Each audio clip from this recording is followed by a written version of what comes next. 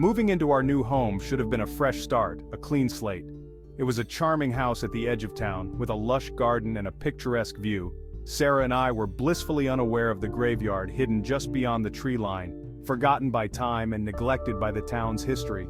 Our first night was uneventful, spent unpacking and settling in.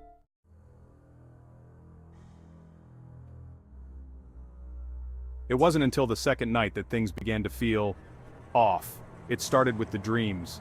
I found myself wandering through dense fog, stumbling upon gravestones covered in moss and vines. Faces, indistinct and shadowy, would appear before me, their eyes filled with sorrow and anger. Each morning I woke drenched in sweat, heart pounding with an overwhelming sense of dread that clung to me throughout the day. Sarah experienced the same. We tried to laugh it off, attributing it to the stress of the move. But the unease lingered.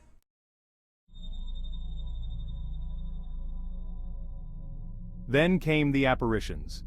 Wisps of misty figures would flit past the windows, and we'd hear whispers in rooms we knew to be empty. Objects would move on their own. Doors would slam shut with no breeze, and lights would flicker ominously.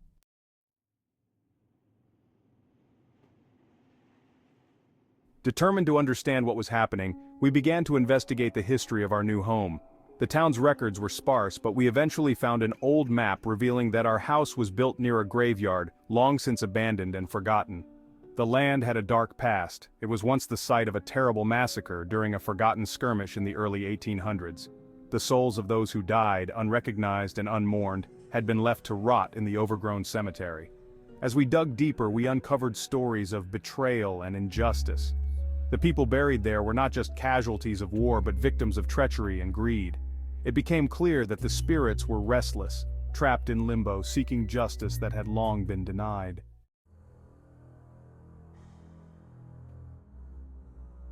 One evening, driven by a sense of urgency, Sarah and I ventured into the overgrown cemetery. The air grew colder and a thick mist swirled around us.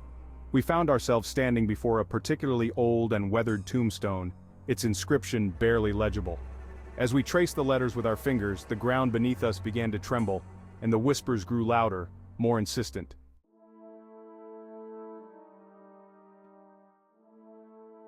Moved by their plight, we vowed to honor their memory. We worked tirelessly to document their stories, to bring to light the forgotten history of the land.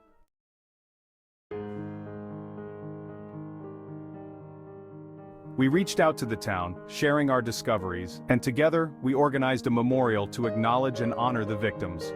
On the day of the memorial, the air felt lighter, the oppressive gloom lifted. As we stood by the newly erected monument, surrounded by townsfolk, we felt a sense of peace. The apparitions appeared one last time, their faces serene, and then slowly faded into the light. The house, once filled with unsettling whispers and cold drafts, felt warm and welcoming. The dreams ceased, replaced by restful sleep.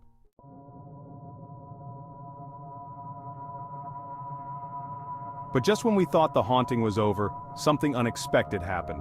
One night, months after the memorial, I woke to the sound of soft crying. Groggy and disoriented, I stumbled out of bed and followed the sound down the hallway. It led me to a small, hidden door in the attic we had never noticed before. With trembling hands, I opened the door, revealing a cramped, dusty space filled with old belongings. In the corner, a young girl sat, her translucent figure shimmering in the moonlight. She looked up at me with tear-streaked eyes. "Please," she whispered, "find my brother."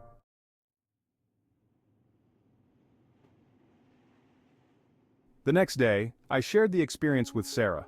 We searched the records again, and found mention of a young boy who had gone missing during the same period of the massacre. His body was never found, and his story remained a tragic mystery. Driven by a new sense of purpose, we resumed our search, combing through the overgrown graveyard and the surrounding woods. Days turned into weeks, but we didn't give up. Finally, we found a small, hidden grave marked only by a simple stone. The boy's remains lay beneath, forgotten and unclaimed.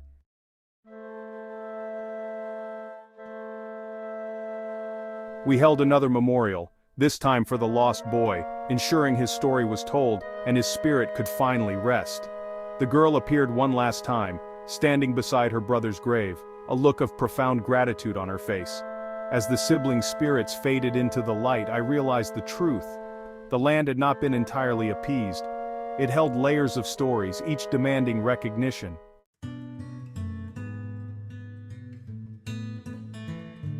Our house, now a place of resolved memories, taught us that peace comes not just from justice, but from understanding and honoring every story.